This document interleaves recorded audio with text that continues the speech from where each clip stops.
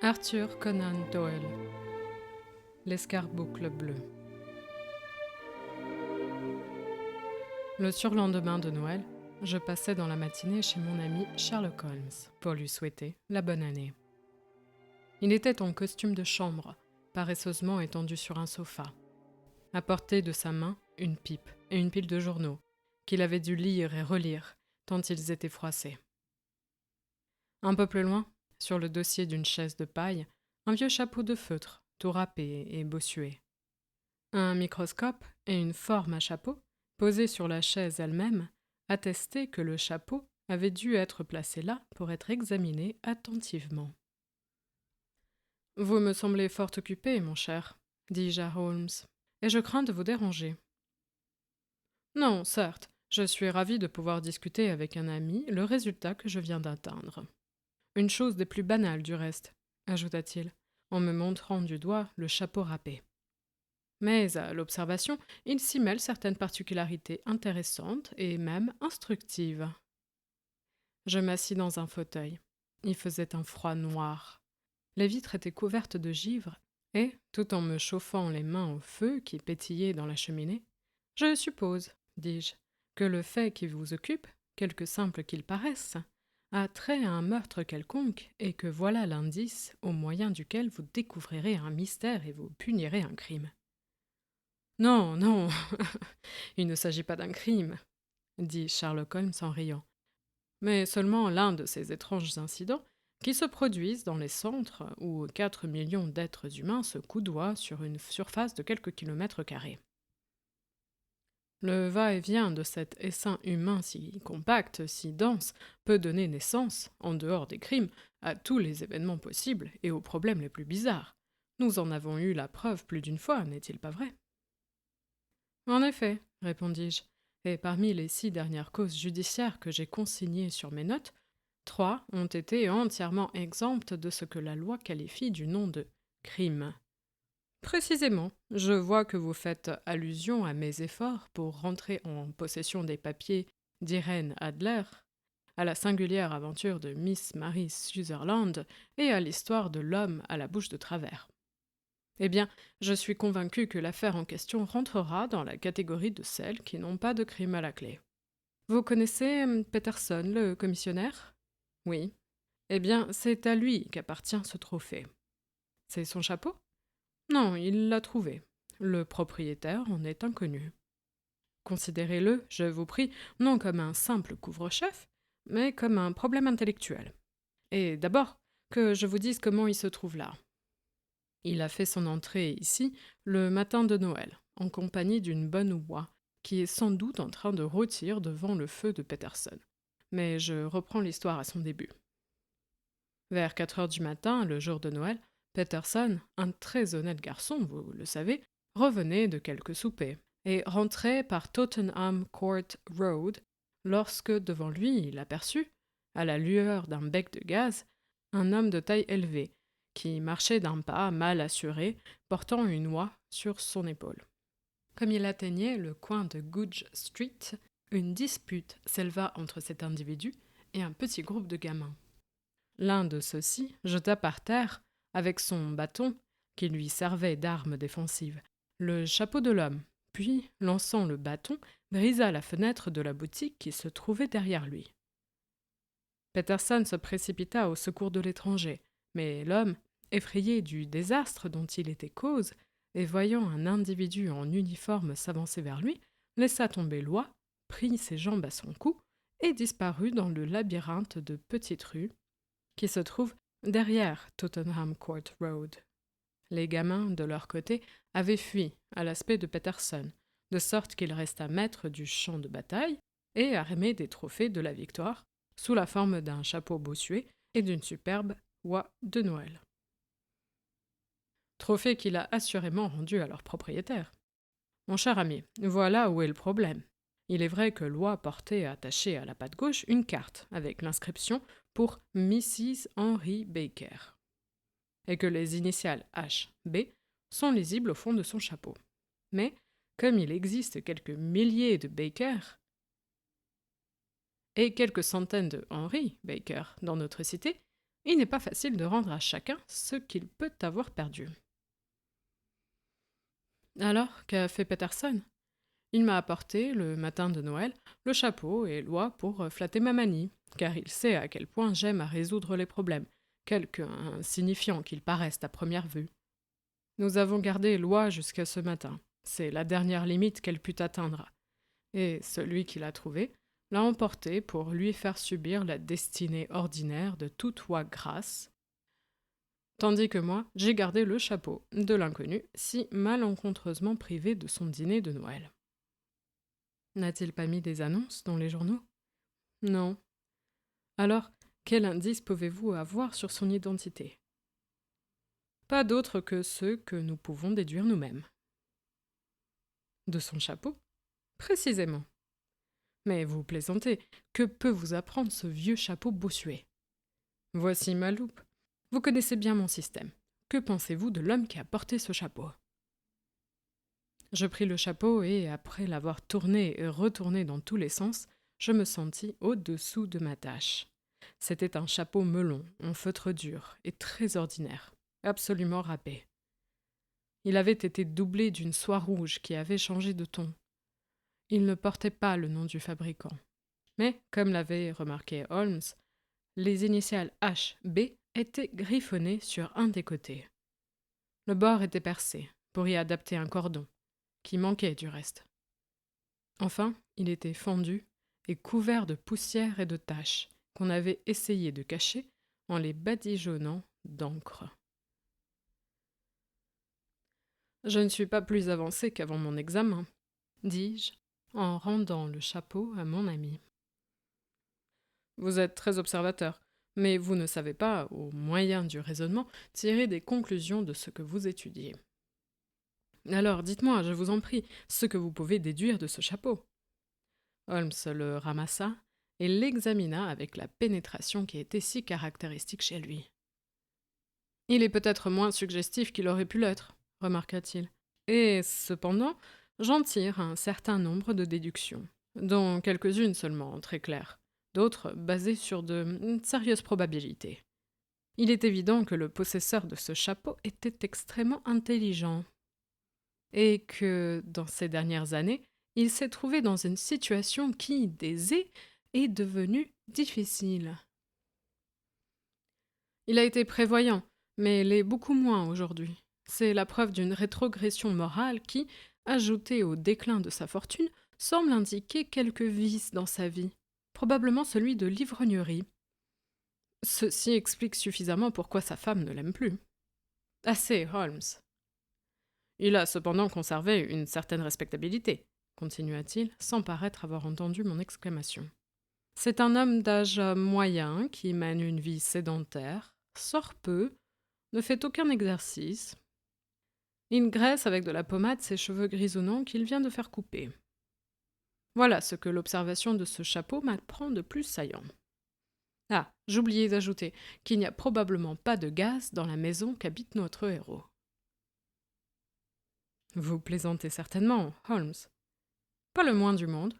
Comment vous n'êtes même pas capable, lorsque je vous mets les points sur les i, de comprendre la manière dont je m'y prends? Je ne suis évidemment qu'un sot tout à fait incapable de vous suivre.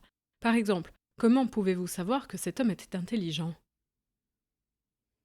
Pour toute réponse, Holmes mit sur sa tête le chapeau, qui s'enfonça jusque sur ses yeux.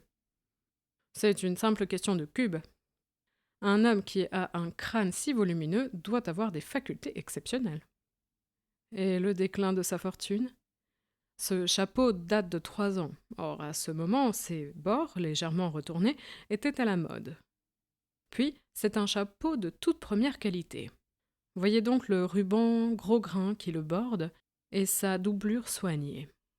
Si cet homme avait de quoi s'acheter, il y a 3 ans, un chapeau de ce prix-là, et qu'il n'en ait pas eu d'autre depuis, j'en conclus que sa situation est aujourd'hui moins bonne qu'elle ne l'a été. Tout cela paraît assez clair, mais comment expliquerez-vous et sa prévoyance et sa rétrogression morale? Sherlock Holmes sourit. Voici l'explication de sa prévoyance, dit-il, en posant son doigt sur le petit disque et l'anneau destiné au cordon du chapeau. Ceci ne se place que sur commande. Et si cet homme a fait mettre ce cordon par précaution contre le vent, c'est bien la preuve qu'il a une certaine prévoyance. Cependant, je constate que le caoutchouc s'étant cassé, il ne s'est pas donné la peine de le remplacer. D'où j'affirme qu'il a moins de prévoyance maintenant qu'autrefois, preuve d'un affaiblissement de ses facultés. Mais il lui reste encore un certain sentiment de respectabilité, puisqu'il a cherché à dissimuler les taches de son chapeau en les barbouillant d'encre. Votre raisonnement est fort juste. J'ai ajouté qu'il est d'âge moyen, que ses cheveux sont grisonnants, qu'il se les ait fait couper récemment et qu'il emploie de la pommade.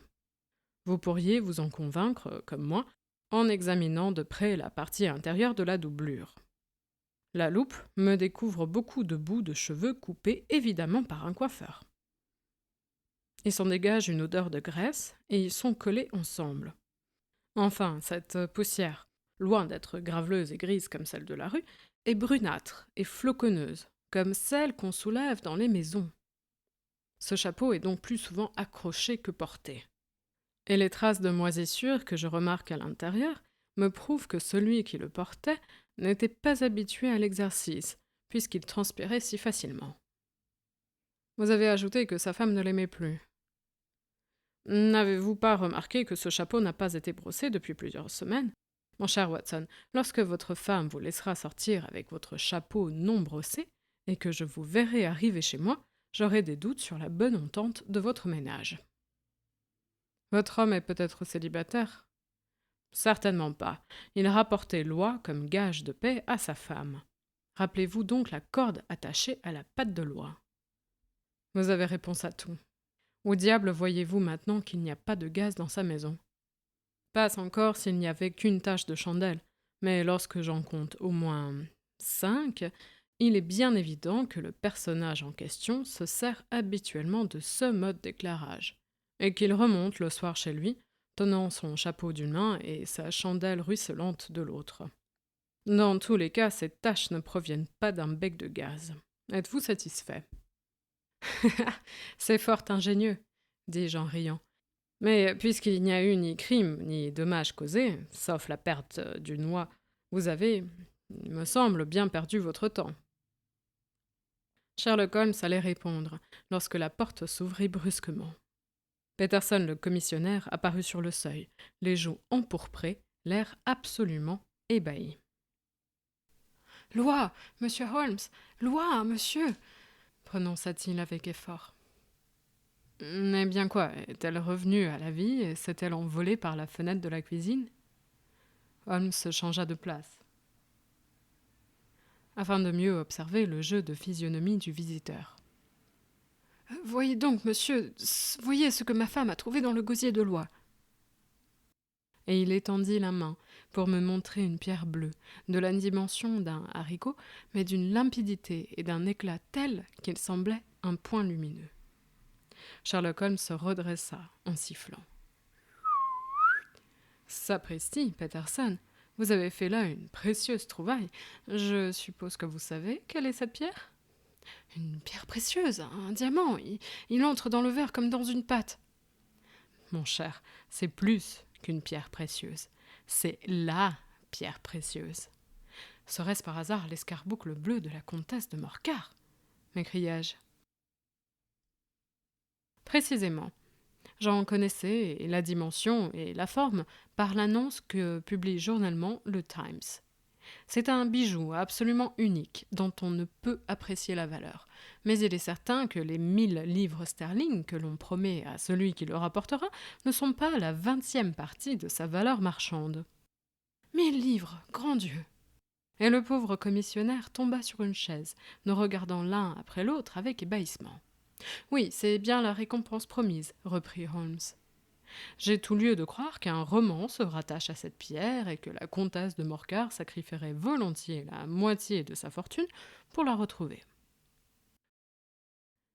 Il me semble, dis-je, que le joyau a été perdu à l'hôtel Cosmopolitan. » Précisément, le 22 décembre, il y a 5 jours de cela. Les soupçons ont porté sur le plombier, John Horner, qui a été accusé de l'avoir volé dans le coffre à bijoux de la dame. Il y avait tant de présomptions contre lui que l'affaire a été transférée aux assises. Je crois avoir ici une relation de la chose. Il reprit, un à un, ses journaux, regardant les dates jusqu'à ce qu'enfin il fût tombé sur le paragraphe suivant. Hôtel Cosmopolitan, vol de bijoux. John Horner, 26 ans, est accusé d'avoir volé le 22 courant, dans la boîte à bijoux de la comtesse de Morcar, le précieux joyau connu sous le nom d'escarboucle bleu. James Ryder, le maître d'hôtel, a témoigné qu'il avait introduit Horner dans le cabinet de toilette de la comtesse le jour du vol, pour souder la seconde barre de la grille de la cheminée qui était brisée. Il était resté quelque temps avec Horner, mais finalement avait été appelé au dehors. En revenant, il s'aperçut qu'Horner avait disparu, que le bureau avait été forcé, et que la petite boîte de maroquin, dans laquelle, comme on le sut plus tard, la comtesse avait l'habitude de mettre ses bijoux, était vide sur la table de toilette.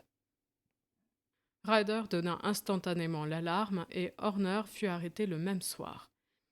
Mais la pierre ne put être retrouvée, ni sur lui, ni chez lui. Catherine Cusack, femme de chambre de la comtesse, déposa qu'elle avait entendu le cri étouffé de Ryder en découvrant ce vol, et qu'elle s'était précipitée dans la chambre où elle avait trouvé les choses telles que le dernier témoin les avait décrites. L'inspecteur Bradstreet, de la division B, témoigne de l'arrestation de Horner, qui se débattit furieusement et protesta de son innocence dans les termes les plus violents. Comme on a pu prouver que le prisonnier avait déjà été convaincu de vol, le magistrat refusa de juger la cause sans enquête préalable et il en référa aux assises. Horner, qui avait donné les signes de l'émotion la plus intense pendant la procédure, s'évanouit au moment du verdict et on fut obligé de l'emporter hors de la salle. Voilà pour le tribunal de police, dit Holmes d'un air rêveur en jetant de côté le journal. La question qui nous reste à résoudre est la série d'événements qui s'est déroulée entre une boîte à bijoux dévalisée et le jabot d'une noix trouvée sur la route de Tottenham Court. Vous voyez, Watson, nos petites déductions ont pris tout à coup un aspect beaucoup plus grave et moins innocent. Voici la pierre. Cette pierre a été retrouvée dans une oie, et l'oie appartenait à Monsieur Henry Baker, le monsieur au vieux chapeau suggestif dont je vous ai tant ennuyé.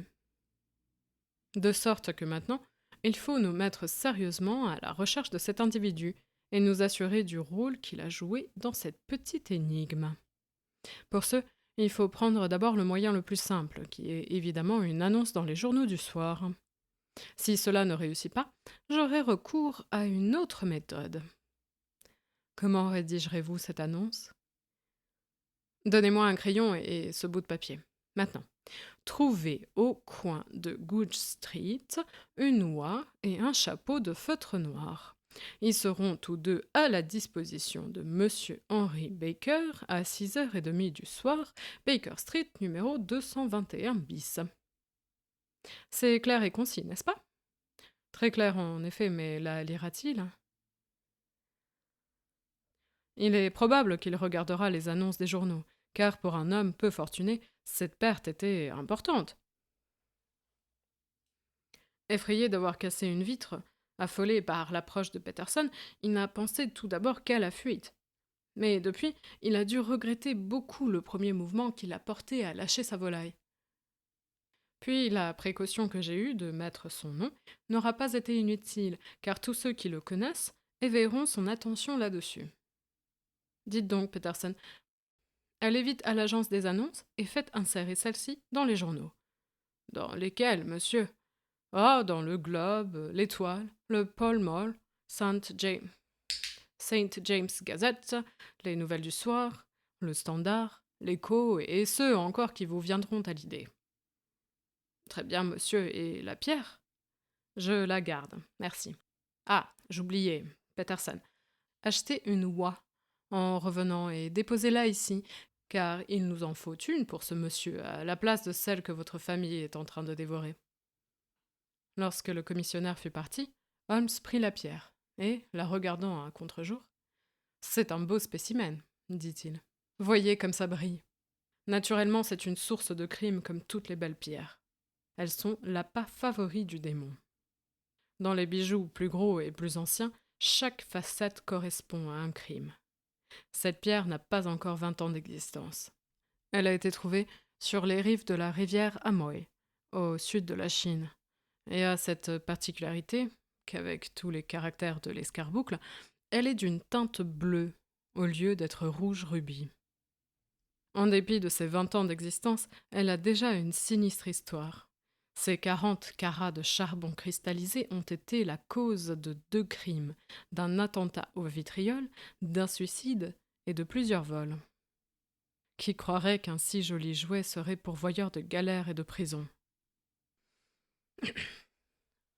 Je vais l'enfermer maintenant, dans mon coffre-fort, et écrire un mot à la comtesse pour lui dire que la pierre est en ma possession.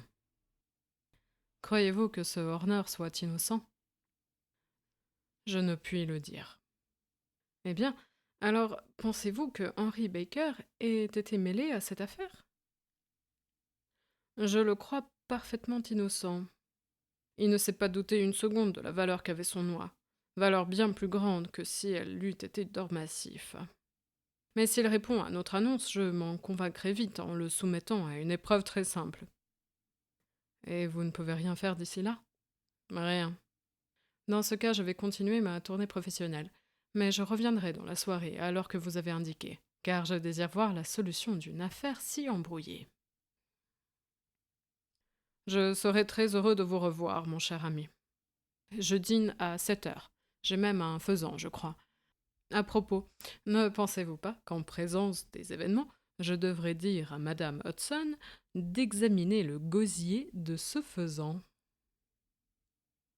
Je fus retardé par un malade, et il était un peu plus de 6h30 lorsque je revins dans Baker Street. Comme j'approchais de la maison, je vis, devant la porte, à la lueur du réverbère, un homme assez grand, coiffé d'une toque écossaise, son paletot boutonné jusqu'au menton. Au moment où je le rejoignais, la porte du 221 s'ouvrit et nous entrâmes ensemble chez Holmes, qui se leva aussitôt de son fauteuil pour recevoir son visiteur. « Vous êtes, je pense, monsieur Henry Baker ?» dit-il, avec ce naturel et cette gaieté qu'il se donnait si facilement. « Prenez, je vous prie, cette chaise, là, près du feu, monsieur Baker. Il fait froid, et je remarque que vous n'êtes pas vêtu très chaudement. Ah, Watson, vous êtes venu en beau moment. Est-ce bien votre chapeau, monsieur Baker ?»« Oui, monsieur, c'est certainement mon chapeau. » Notre interlocuteur était un homme vigoureux, carré d'épaules, avec une tête massive et une figure large et intelligente, s'amincissant vers le menton, que terminait une barbe en pointe, d'un châtain grisonnant. Son nez et ses joues, légèrement rouges, un léger tremblement de la main me prouvaient que les soupçons de Holmes, quant à ses habitudes, étaient fort justifiés. Sa redingote d'un noir rouge était boutonnée jusqu'au cou, le col relevé, et sur les poignets amaigris de notre héros, il n'y avait pas apparence de linge ou de manchette. La parole de cet homme était lente et saccadée, mais les expressions choisies prouvaient qu'il avait de l'instruction, et que si son apparence était aussi misérable, c'est qu'il avait subi des revers de fortune. « Nous avons gardé ces objets quelques jours, » dit Holmes, « parce que nous espérions trouver dans les journaux une annonce de vous nous donnant votre adresse. Je ne puis comprendre pourquoi vous n'avez pas pris ce moyen. » Notre visiteur sourit un peu honteusement. « Je suis obligé d'économiser beaucoup maintenant, » répondit-il. « Je ne doutais pas que la troupe de polissons qui m'a assailli n'eût emporté chapeau et volaille. Je ne voulais pas risquer d'argent dans une tentative peut-être infructueuse. » Très sensé. À propos de cette volaille, nous avons été obligés de la manger. De la manger? Notre visiteur, dans son agitation, se leva de son siège. Oui, elle n'aurait profité à personne si nous n'avions pas pris ce parti. Mais en voici une autre, sur le dressoir, qui est à peu près du même poids et parfaitement fraîche. Je présume qu'elle remplira le même but. Oh, certainement, certainement, répondit Baker avec un soupir de soulagement. Naturellement, nous avons encore les plumes, les pattes, le cou, etc. de votre volaille, de sorte que, si vous voulez, l'homme éclata d'un rire franc. Ce seraient des souvenirs de mon aventure, dit-il. Mais à part cela, je ne vois pas trop en quoi les disjecta membra de mon noix pourraient m'être utiles. Non, monsieur, je crois qu'avec votre permission, je me contenterai de la belle pièce que j'aperçois sur le dressoir.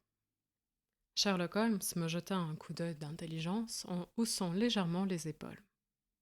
Alors voici votre chapeau et votre oiseau, dit-il. À propos, vous serait-il égal de me dire où vous aviez acheté l'autre oie? Je suis quelque peu amateur de volailles et j'en ai rarement vu une plus grasse. Certainement, monsieur, dit Baker qui s'était levé et avait mis sous son bras l'objet retrouvé. Nous sommes, mes amis et moi, des habitués du cabaret de l'Alpha, près du muséum, où nous nous réfugions dans la journée. Cette année-ci, notre bon cabaretier Windigate institua un comité de loi de Noël, dont le but est de procurer à chacun de ses membres une oie, le 25 décembre, moyennant une petite cotisation hebdomadaire. J'ai payé ma part régulièrement, et vous savez le reste. Je vous suis très reconnaissant, monsieur, de me rendre mon chapeau, car ma toque écossaise ne convient ni à mon âge, ni à ma dignité. Et, avec un pompeux comique, il nous salua gravement et prit congé de nous. Ceci est à l'avantage de monsieur Henry Baker, dit Holmes, lorsque notre visiteur eut fermé la porte derrière lui. Il est parfaitement certain qu'il n'y est pour rien dans cette affaire. Avez-vous faim, Watson? Pas particulièrement. Alors je vous propose de substituer un souper au dîner et de suivre cette piste pendant qu'elle est encore chaude. Avec plaisir. Il faisait très froid. Nous revêtîmes des ulsters et des cache-nez. Les étoiles brillaient avec éclat dans un ciel pur, et l'haleine des passants formait de petits nuages légers comme ceux de la poudre. Nos chaussures craquaient et nos pas résonnaient, tandis que nous traversions le quartier du docteur, c'est-à-dire Wimpole Street, Harley Street et enfin Wigmore Street, qui nous amena tout droit dans Oxford Street. En un quart d'heure, nous eûmes atteint, dans le quartier de Bloomsbury, le cabaret de l'Alpha, situé au coin d'une des rues qui mènent à Holborn. Holmes poussa la porte du bar privé et, s'adressant à un individu en tablier blanc, à la face rubiconde, le cabaretier sans aucun doute, il lui commanda 2 bocks. « Votre bière doit être excellente si elle est aussi bonne que vos oies, » lui dit-il. « Mes oies ?» Oui, je causais, il y a précisément une demi-heure, avec monsieur Henry Baker, qui est un membre de votre comité de Noël. Ah, j'y suis. Mais voyez-vous, monsieur, ce ne sont pas nos oies. Vraiment? De chez qui viennent-elles alors? Eh bien, je les ai achetées à un marchand qui demeure à Covent Garden. Vraiment? J'en connais quelques-uns de ce quartier.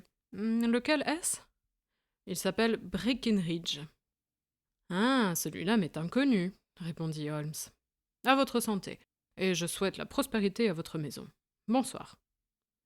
En route pour Breckinridge, continua-t-il, en boutonnant son paletot, car la bise pinçait. Remarquez, Watson, que notre aventure, avec une oie à la clé, peut se terminer par une condamnation à 7 ans de travaux forcés, à moins que nous ne puissions prouver l'innocence de l'inculpé. Il est possible que notre enquête pèse lourdement contre lui. Mais nous sommes plus avancés que la police, car nous avons une donnée certaine que le plus grand des hasards nous a procurée. Suivons donc cette piste jusqu'au bout, et marchons sous le vent. Nous traversâmes Holborn, puis, ayant longé Handel Street et un dédale de rues du bas-quartier, nous arrivâmes au marché de Covent Garden. Une des échoppes les plus en vue portait le nom de Breckinridge, et le propriétaire, un homme à la figure intelligente, orné de longs favoris, avait l'aspect d'un homme de cheval.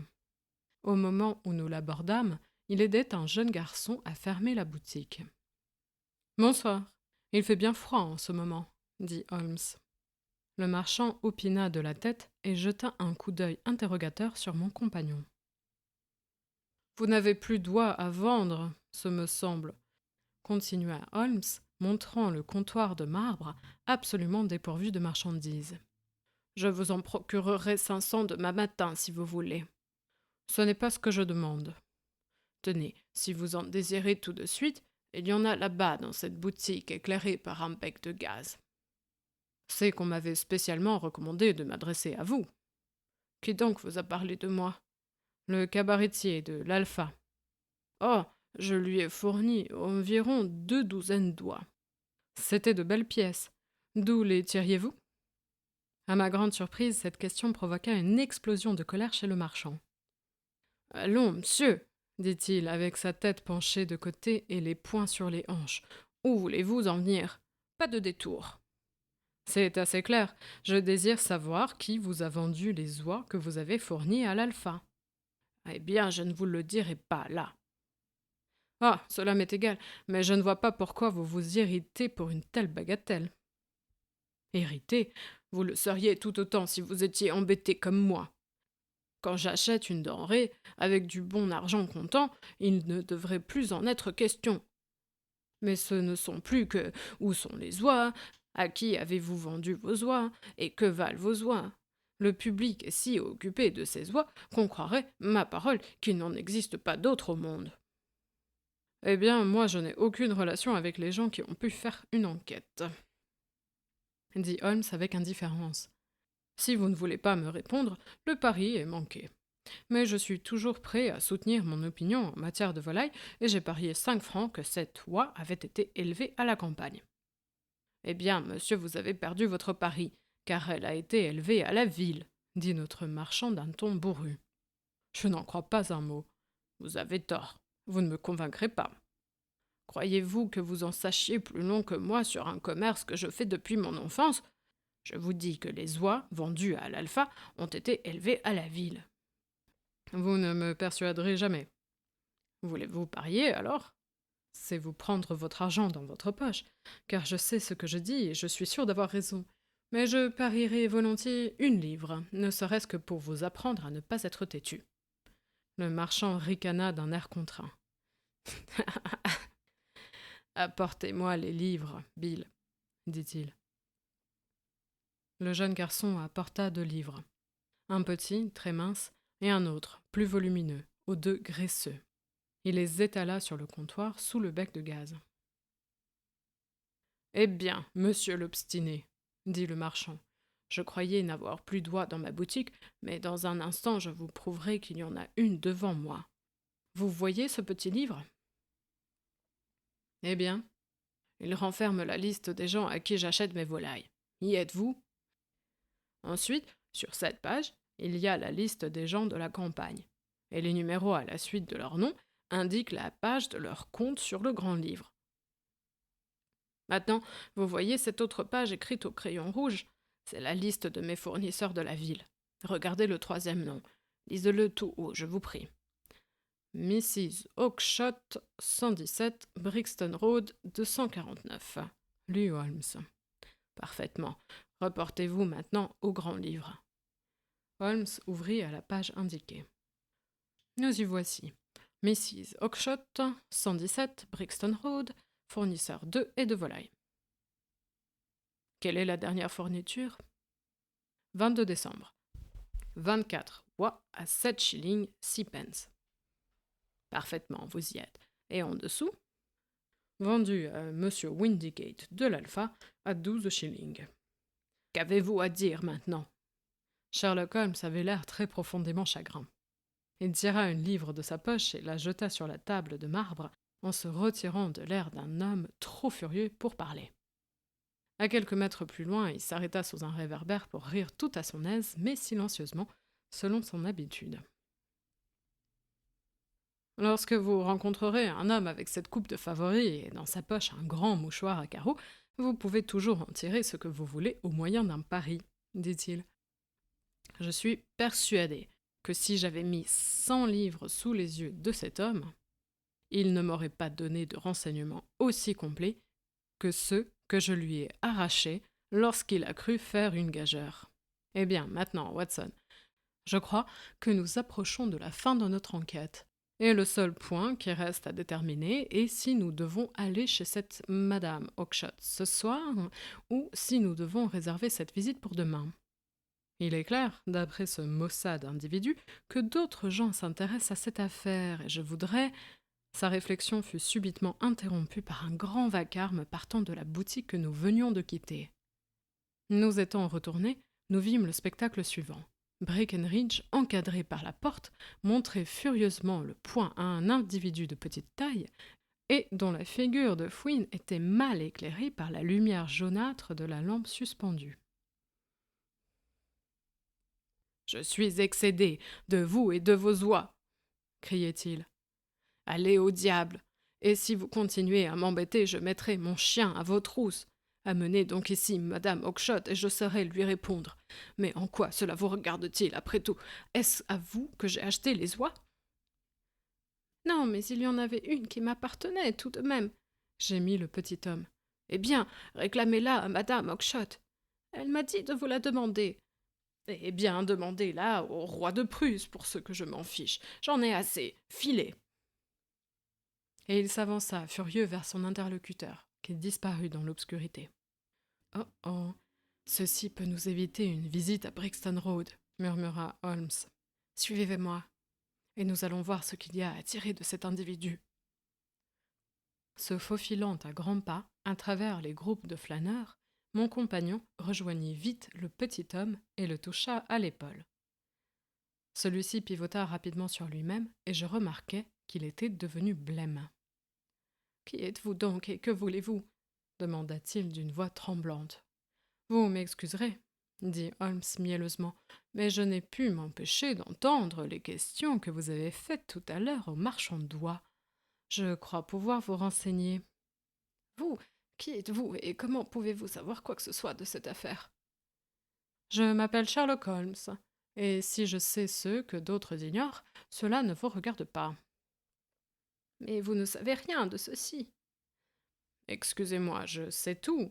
Vous cherchez à retrouver ce que sont devenus quelques oies vendues par Madame Oakshott de Brixton Road à un marchand nommé Breckenridge, par lui ensuite à Monsieur Windicate de l'Alpha, et par lui à son tour au comité dont fait partie Monsieur Henry Baker.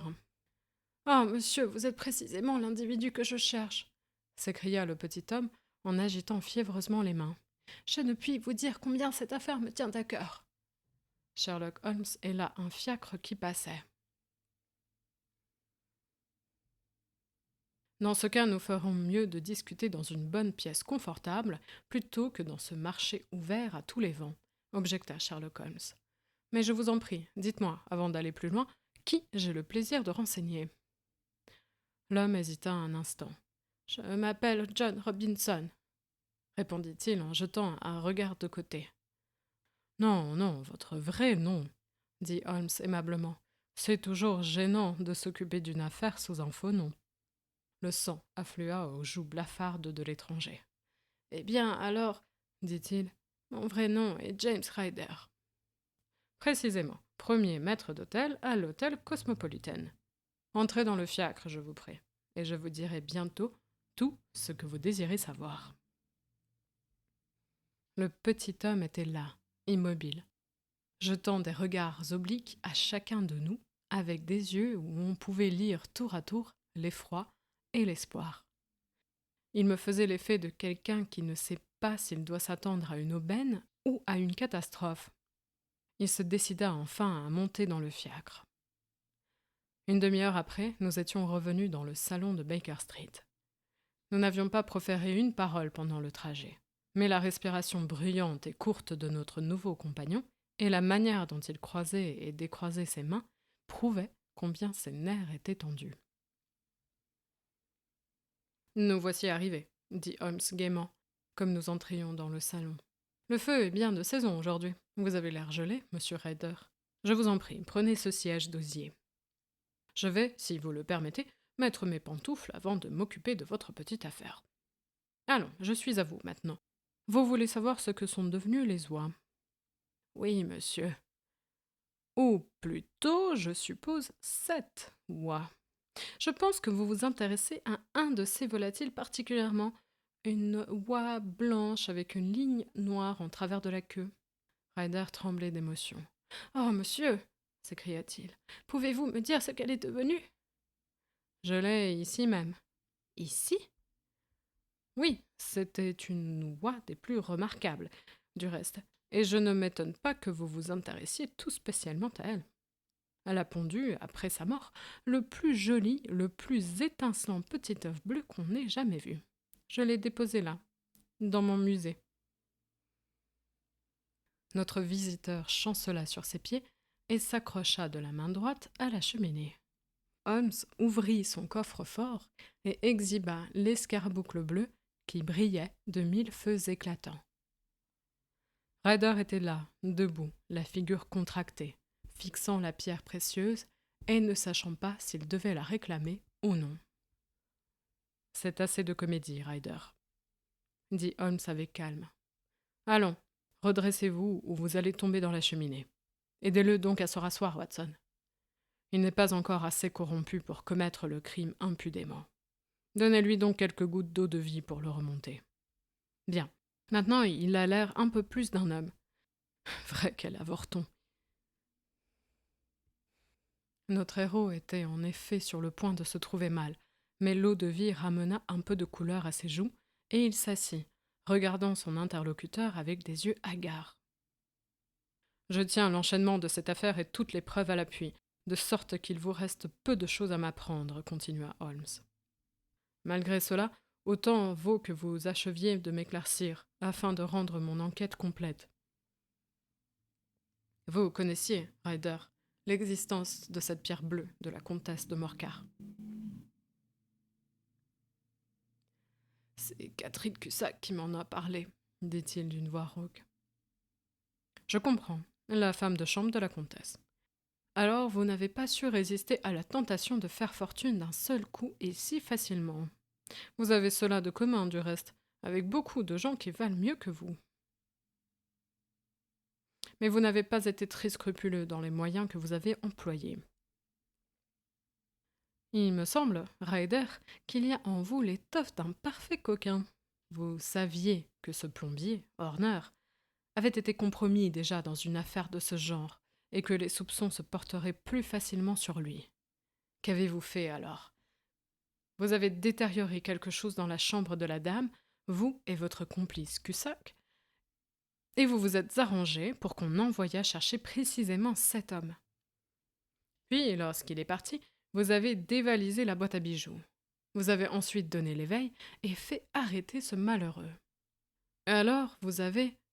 Ryder se jeta subitement par terre et, saisissant les genoux de mon camarade, dit « Pour l'amour de Dieu, ayez pitié de moi !» s'écria-t-il. « Pensez à mon père, à ma mère, cela leur briserait le cœur. Je n'ai encore jamais fait de mal. Je vous jure de ne pas recommencer, je le jure sur la Bible. Je vous en supplie, ne me traduisez pas devant les tribunaux, pour l'amour du Christ, ne le faites pas. »« Rasseyez-vous, » dit Holmes sévèrement. « Il vous sied de faire tout à coup le chien couchant et de ramper, lorsque vous n'avez pas eu une pensée pour ce pauvre Horner qui est au banc des accusés pour un crime dont il n'est nullement coupable. »« Je fuirai, monsieur Holmes, je quitterai le pays, alors l'accusation portée contre lui tombera d'elle-même. » Nous en reparlerons. Et maintenant, je veux entendre le récit vrai du fait suivant. Comment la pierre a-t-elle été avalée par une oie? Et comment cette oie a-t-elle été apportée au marché? Dites la vérité. C'est votre seule planche de salut.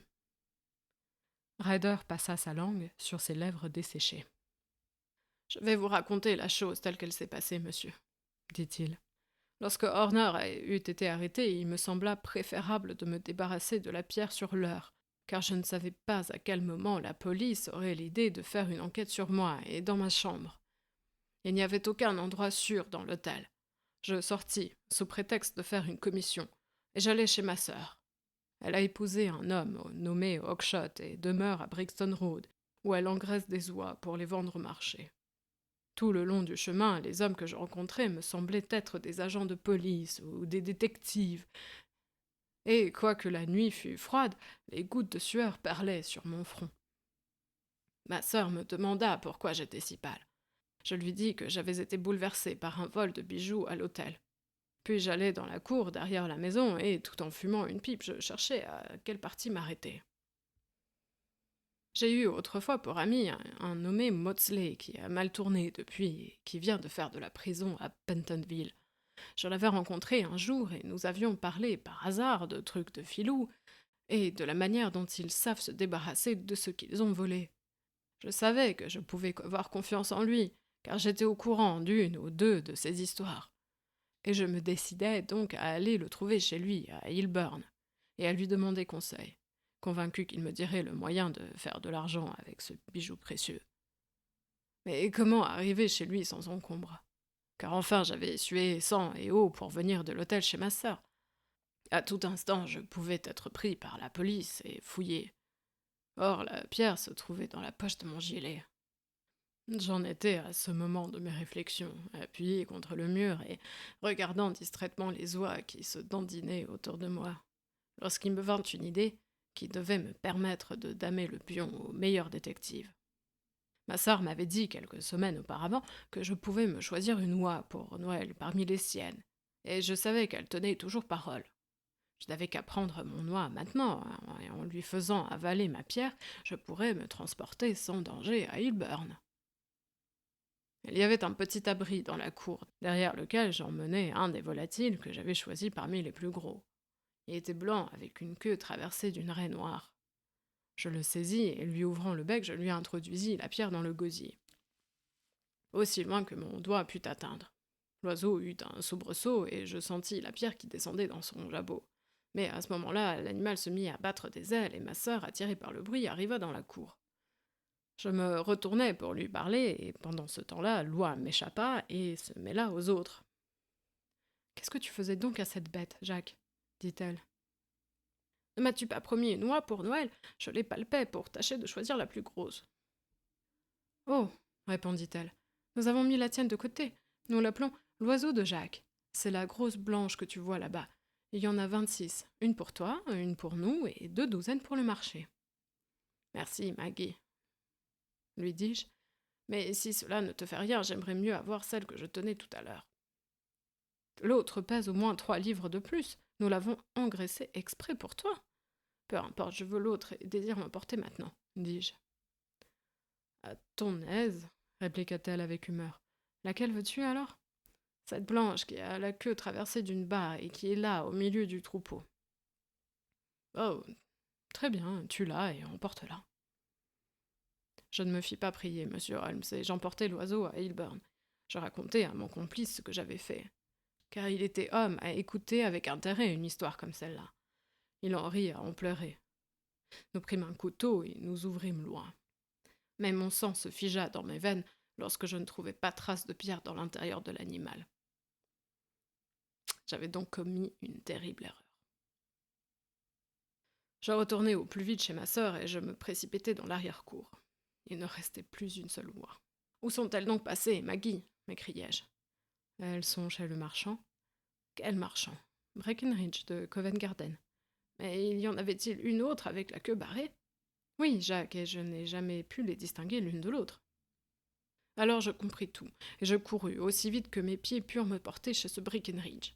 Mais il avait tout vendu en bloc, et il refusait de me dire à qui. Vous l'avez entendu vous-même, ce soir.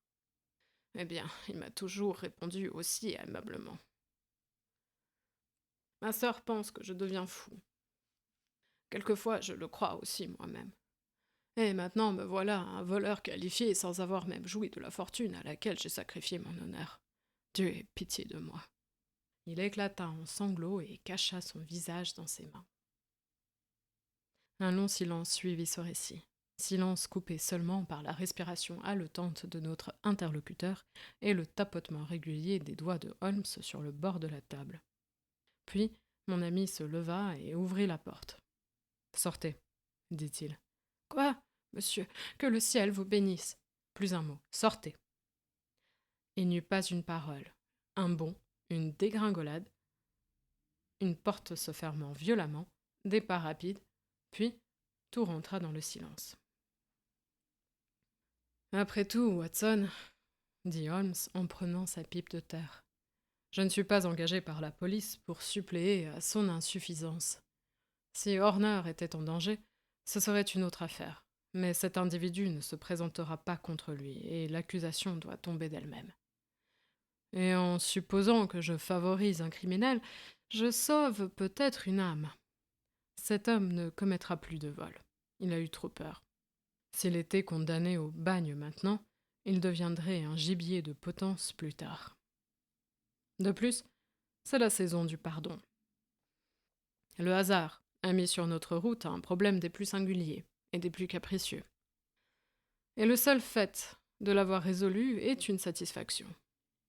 Si vous voulez avoir la bonté de sonner, docteur, nous allons commencer une nouvelle investigation, dans laquelle un oiseau figure aussi comme agent principal.